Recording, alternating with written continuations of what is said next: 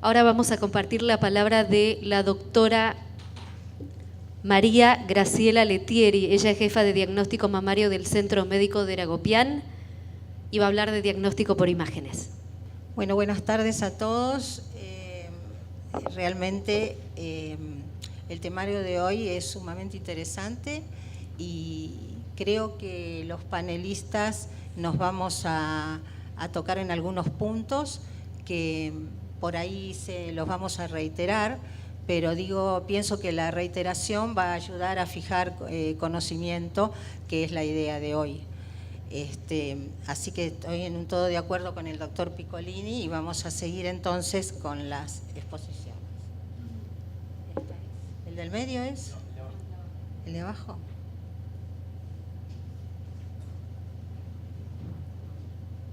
Ahí está. Bueno, nuestra lucha contra el cáncer de mama. Antes de venir estaba pensando en el significado de la palabra luchar. Y realmente luchar contra el cáncer de mama representa una contienda exigente, por lo visto. Pero bueno, porque aparte uno, cuando lucha, es para ganar. Y entonces yo me pregunté, ¿quiénes son realmente los que ganan las batallas? La ganan los más fuertes, los poderosos, los que tienen mayor cantidad de armas y sobre todo la ganan los mejores estrategas. Por eso, hoy justamente nuestra estrategia es esta reunión. Esta reunión es parte de nuestra estrategia para la lucha contra el cáncer de mama, porque la base de la estrategia es la comunicación. La comunicación nos va a permitir darles a ustedes las armas, no quise decir las armas, quise decir las herramientas, pero es un furcio que tuve desde que lo pensé, porque no quiero decir armas, pero sí quiero decir herramientas. Herramientas necesarias, las herramientas que se necesitan para justamente ganar, porque la base es la comunicación. Entonces, de esta manera, ¿qué es lo que vamos a lograr? Porque en realidad lo que yo pienso que no solamente el cáncer es nuestro enemigo, sino también lo es la falta de información, es el desconocimiento. Entonces ahí tenemos que apuntar. El conocimiento nos va a permitir tomar las armas, tomar las herramientas, mejor dicho, y de esta manera comenzar la concientización. Y digo que nuestra táctica no estuvo equivocada y no está equivocada, porque con todas las campañas que se están haciendo de prevención, de difusión y todos los avances tecnológicos, se ha conseguido disminuir, aunque sea poco, pero es bueno el resultado, disminuir la mortalidad por cáncer de mama. Nos vamos a ver muchas cifras, a veces nos vamos a tocar en un punto con los doctores, pero como dije antes, la reiteración nos va a venir bien. No, para allá. Muy bien, como dije antes, el conocimiento nos va a permitir concientizar en la realización de ¿qué? De los chequeos generales, como dijo el doctor. Porque sabemos que el 90% del cáncer de mama se cura si es detectado a tiempo. Significa detectado en las etapas subclínicas, donde todavía prácticamente el tumor no se palpa y sí se detecta a través de los diagnósticos por imágenes, por ejemplo.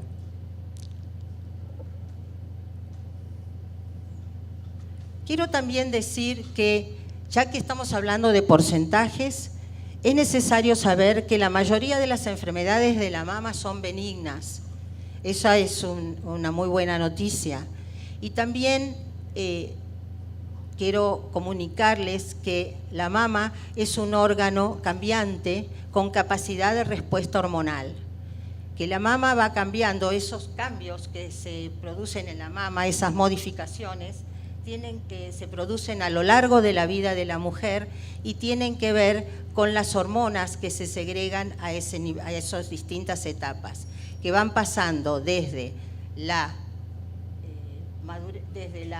pubertad, pasando por la madurez sexual y hacia la senectud.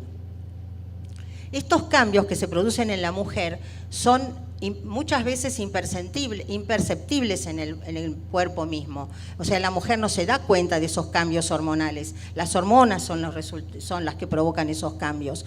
Muchas mujeres no les pasa nada, no sienten ninguna diferencia, no tendrán sequedad en la piel en la posmenopausia, podrán tener dolor o no premenstrual y aumento de la tensión mamaria con el síndrome premenstrual, y les aparecerá o no un bulto y que después desaparece en el síndrome premenstrual. Pero esto es necesario saberlo porque muchas veces crea preocupación y situaciones de estrés. Y bueno, ahora, otra cosa más, ya que aquí hay hombres y también hay muchas señoras que tienen hijos y que tienen hermanos, también quiero mencionarles que el dolor mamario también se puede traducir en el joven en la época sobre todo de la pubertad, porque si bien la glándula mamaria se atrofia en el hombre, pueden quedar una pequeña cantidad de tejido graso o pequeños conductillos que van a provocar en esta época, van a ser partícipes en esta época de la pubertad masculina de un pequeño dolorimiento, tal vez inclusive la formación de un bulto, que es pasajero, que a veces requiere la presencia, que requiere la consulta médica, y que si eso continúa llega a provocar lo que se llama la ginecomastia, y es el médico especialista el que va a determinar si necesita hacerse algún estudio complementario o no. Bueno, ahora continuando con nuestro tema. Bueno, aquí estamos entonces. Esto voy a repetir de alguna manera lo que trató el doctor Piccolini y vamos a decir que los pilares de la detección temprana son tres. Son la visita médica periódica, los métodos de diagnósticos por imágenes y el autoexamen mamario. Con respecto al control, a la visita médica periódica, no es solamente porque el médico es el que les tiene que revisar por lo menos una vez al año las mamas, no es solamente por eso. Es porque el médico, que es el que conoce a su paciente, que conoce su historia clínica, que conoce sus antecedentes familiares, si los tiene o no, es el que va a determinar qué tipo de diagnóstico, qué tipo de método de diagnóstico se necesita para detectar en esa mujer, en esa persona especial, lo que él está buscando o lo que él está sospechando. Es él el que va a determinar qué se tiene que hacer, una mamografía, una ecografía, una resonancia, nada, qué es lo que tengo que hacer para proteger a esa mujer en su vida. Entonces, por supuesto, vamos a empezar con los métodos de diagnóstico por imágenes. Como dijo el doctor, también la mamografía, que es un método es un estudio de rayos X de las mamas, que se realiza con equipos especiales llamados mamógrafos. Ustedes tienen algunas el gusto y otras el disgusto de conocerlo. Pero como dijo el doctor, es una compresión suave que se produce en las mamas, que deben estar firmes para que no se muevan y para que la imagen sea lo más óptima posible y poder detectar. Gracias a la mamografía,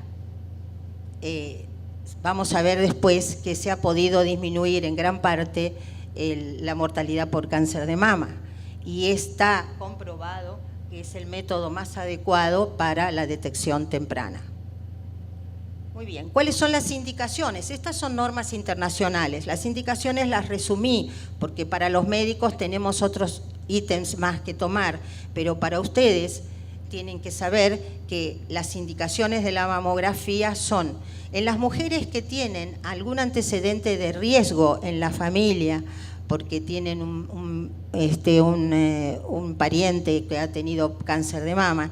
En esas pacientes que no tienen ese riesgo, que ya vamos a detenernos un poquito, en esas pacientes la primera mamografía de base se realiza a partir de los 35 años, mejor dicho, a los 35 años. Y luego, con una mamografía anual, después de los 40 años, es suficiente. En las pacientes que tienen antecedentes familiares y que pueden haber heredado el gen que las predispone a padecer un cáncer de mama. El cáncer de mama no es hereditario, lo que se hereda es una predisposición. Si uno llega a tener ese gen alterado, que es el que va a ser capaz de provocar la enfermedad. Por eso no hay que asustarse y sí, en esos casos se tomarán medidas especiales más concretas, ¿sí?, más exquisitas en esa paciente. En esas mujeres entonces, a los 30 años es la primera mamografía de base y la mamografía anual es a partir, sí dije bien, ¿no? A los 30 años es la primera mamografía de base y a partir de los 30 una mamografía anual. Bueno, muy bien. Acá viene un detalle muy importante, antes pensábamos, y yo también lo pensaba hace muchísimos años, que la mamografía empezaba y terminaba con el estudio radiológico de las mamas. Pero no es así. La mamografía es solo el inicio del estudio de las mamas, porque la mamografía tiene sus límites, como los tienen todos los métodos de diagnóstico. La mamografía tiene que estar asociada al resto de los estudios, al resto de los exámenes de los métodos, sobre todo en la mama densa, y en la mama de la mujer joven, en que hay que agregarle sí o sí la ecografía mamaria.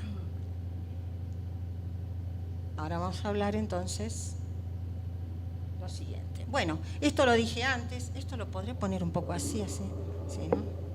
Esto lo dije antes, gracias a la mamografía se ha podido ver la disminución de la mortalidad del cáncer de mama, en un porcentaje de un 15% en la franja que corresponde entre los 40 y los 50 años. Como dije también, el advenimiento de la mamografía digital, el avance tecnológico, ha logrado aumentar la sensibilidad de la mamografía, que pasó de un 55 a un 70%. Eso es un gran avance porque la mamografía digital no solamente mejoró la sensibilidad, sino que al ser el método donde se pueden ver las imágenes en una computadora, las imágenes se pueden mejorar, se pueden ir viendo a medida que la paciente está en la sala. Por ejemplo, se evitan de alguna manera las recitaciones, porque se puede ampliar la imagen, ponerla en negativo, o sea, modificarla de manera que haya más posibilidad y mejor visualización de la misma. También el hecho de la mamografía digital también disminuyó la contaminación, se pueden guardar las imágenes y hacer teleconferencias, o sea, un montón de cosas que gracias a la digitalización de la imagen mejora en gran parte el diagnóstico. Bueno, ahí dice tomosíntesis. La tomosíntesis es igual, yo lo digo porque se está utilizando en la Argentina también, y la tomosíntesis es un método, es igual a la mamografía. La diferencia es que es tridimensional. Digamos, la mamografía se realiza en dos planos, cráneo caudal y de perfil. Y la tomosíntesis es el mismo mamógrafo, porque se alisa también con un mamógrafo, al que se le adosa un tubo que rota y va rotando y va sacando radiografías como si fueran en pequeñas fetas, ¿sí?, como pequeñas hojitas, en que se va después a la imagen reconstruir, el médico la va a reconstruir en la pantalla y ahí puede tener una visualización mucho más digamos, exhaustiva de la mama, porque la mama, como es un tejido muchas veces muy fibroso y muy denso, puede esconder, por ejemplo, las llamadas y conocidas microcalcificaciones, y esto hace, al tener todos los cortes de la mama en tridimensión, hace que después el médico pueda reconstruir la imagen en su totalidad y las microcalcificaciones van a ser más visibles aún, porque no pueden ser tapadas por una mama densa. Eso mejoraría entonces la sensibilidad del método y gracias a este tipo de tecnología. Esta no sería la... Voy a ver, voy para atrás, ¿no? Con esta. Me olvidé de esto. Quiero hablar de... ¿Sabes qué quiero poner? La de ecografía. A ver. O sea, la que sigue a esta. La que sigue a esta es. Sí. Sí, esta. Y después continúo con esta entonces.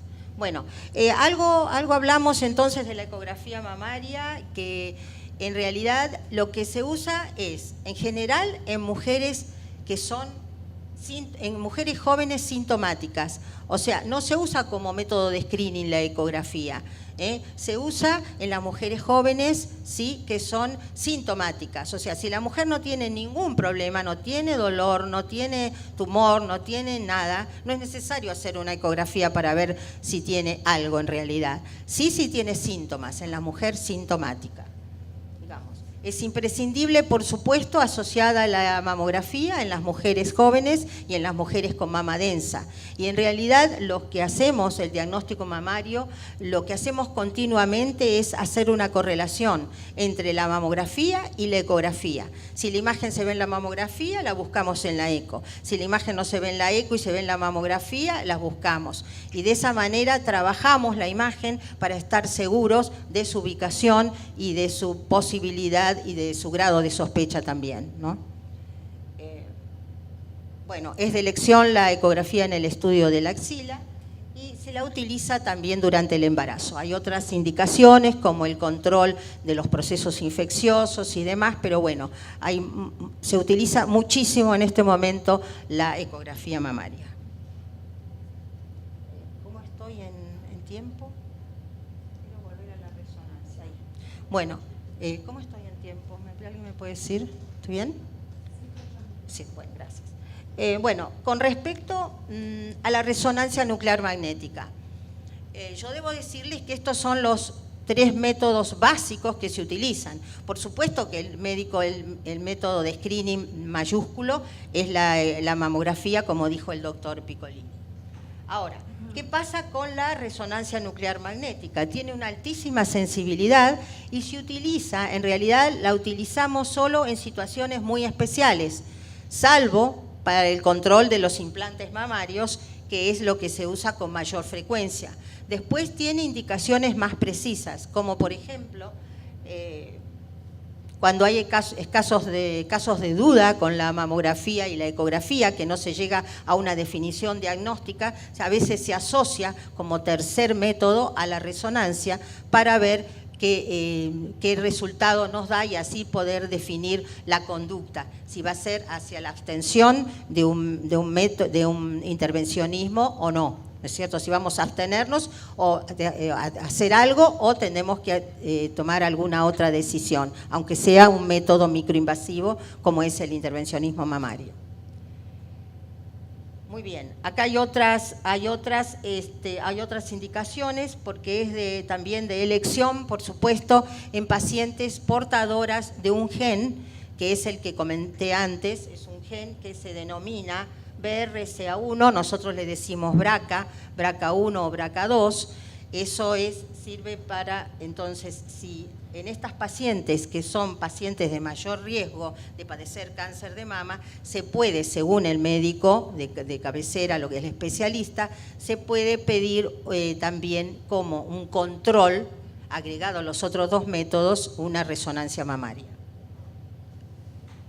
Por ejemplo, cuando hay una mujer que tiene detectado un cáncer de una mama, para hacer un mayor diagnóstico y como el cáncer de mama puede ser bilateral, entonces en el 10% de los casos, en ese caso entonces, como la resonancia tiene altísima sensibilidad y a lo mejor no fue detectado con ninguno de los otros 2 métodos y el otro seno puede ser que tenga también la otra enfermedad o por lo menos incipiente, entonces se hace también la resonancia. En ese caso se usa bastante. también porque es inclusive cuando va a ser operada la paciente, para estar seguros que la otra mama está sana, por lo menos estar lo más seguros que la otra mama está sana. También se usa en el control del tratamiento del cáncer de mama, porque se estudian las alteraciones, se estudia la mama y luego se controla con la resonancia para determinar si hubo algún cambio en el tamaño tumoral o no, y eso es como respuesta al tratamiento quimioterápico. Bueno, se utiliza también para el cáncer oculto, donde se determina que está la presencia de un cáncer en el cuerpo de la mujer y no se sabe el origen, entonces se hace una resonancia a los efectos, como tiene alta sensibilidad, de por lo menos poder descartar que el origen no sea el mamario. Y el control de los implantes mamarios, como ustedes ya saben. Bueno, otra vez estamos aquí con el autoexamen mamario. Ahí no voy a estar tan en acuerdo con el doctor, porque como yo soy mujer y ustedes también, yo creo que no es tan difícil hacerse el examen mamario, el autoexamen mamario como corresponde. No les digo que lo tomen como una obsesión, porque no debe ser así, al contrario. Nosotros pensamos que la obsesión no está bien, no está buena, porque nos enferma, nos estresa. Pero realmente el autoexamen mamario sí, muchas veces inclusive hubo un momento que fue un poquito desterrado, porque decía que no servía mucho, porque claro, si yo me palpo un tumor que ya se palpa, entonces ¿para qué si en realidad ya es palpable y no tengo expectativa de vida? No es así, porque todo lo demás nos demuestra que sí se puede tratar.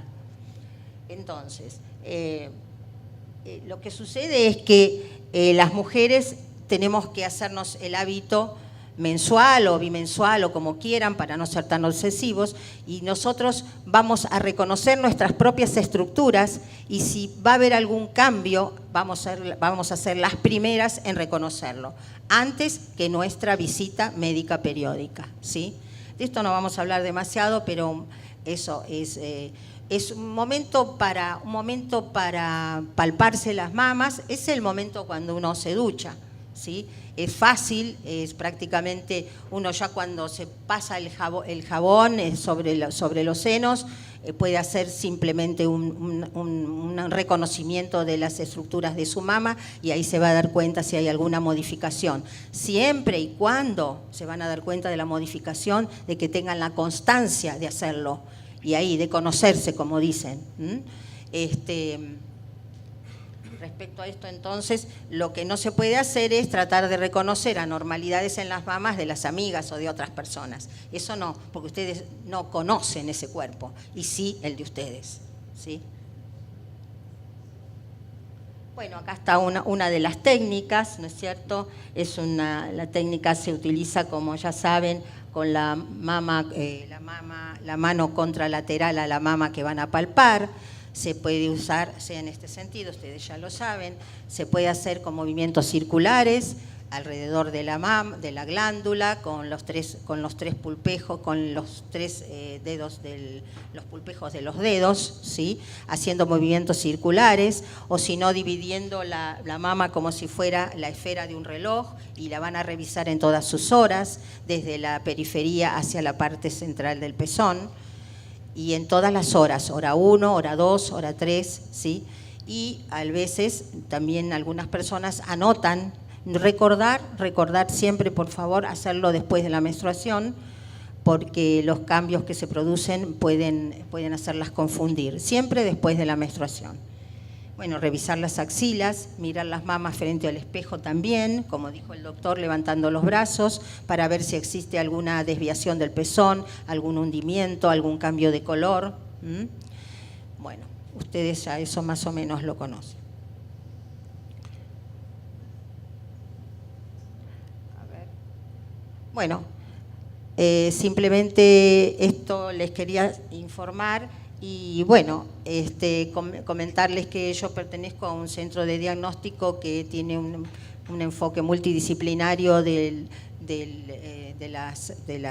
cuidado de la salud femenina, donde hay un ambiente creado especialmente para la mujer, contamos con alta tecnología médica y sobre todo especialistas que con su calidad y conocimiento científico acompañan a la mujer en ese a veces largo proceso de diagnóstico, ¿no es cierto? Ya lo habrán padecido en algún momento. Bueno, les agradezco mucho y bueno, espero no haberlos cansado. La doctora Pelle seguramente en algún punto nos vamos a tocar, ¿verdad, doctora, o no? Más o menos, otra vez va a pasar lo mismo. Bueno, por eso yo no hice hincapié en otras cosas, ¿sí? Bueno, encantada de estar.